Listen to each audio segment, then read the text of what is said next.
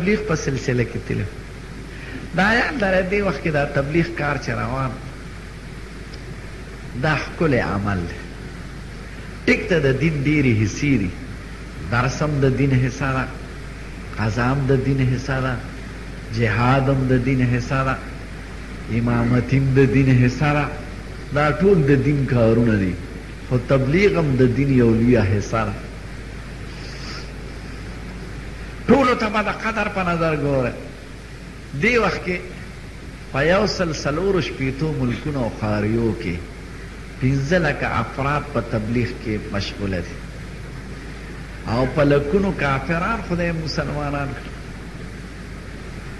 او د لکونو خلقو جن خدای بدل کړ. مزګزار شو، ګیرې پرېښودې، د حلال او حرامو تمیز پکې خدای راوست. فکر کوي اسلامي مدارس آباد شو. زه جنوبي افریقې ته تللی یم، سخت کار. هر ملک ته چې لاړ شي، زه خو خپل مدارسو کې زما بیان او تقریر مې ولته کې، خو په هر ملک کې خدای پاک دا به ووینئ چې تبلیغ څومره لوی کار. دلته بعضې د ډنګ چندخاني، د ډنګ چندخ دې ته وایي چې د خپل ډنګ نه چېرته نه وتې، هغه د تبلیغ مخالفت کوي. هلکه ته لاړ شه بهر دنیا ته. امریکا کې 800 جماعتونه خدای جوړ کړل د تبلیغ د برکت، او خلک ورته منت کوي.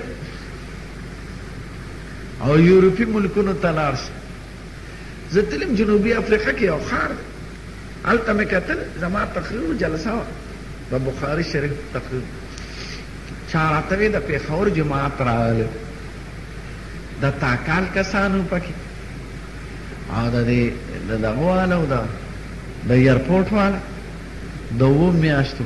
زه یې خو پېژندم، ما خو نه پېژندم. داسې خوشحاله شو. ما وایي دا څومره د اخلاص کار دی. ګوره ډېر کافران وایي، حیران دي.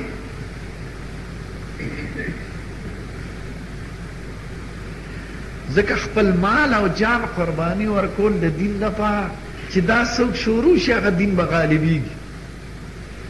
انګریزان خپل دین خورئ، خو په ډبل ډوډو او په سپینو ښځو او په دارو درمل، او دوی دین په خپل خدمات او په خپلو قربانو باندې.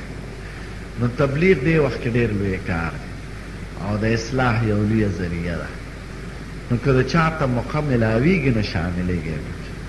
ابراهیم علیه السلام چې دا دویم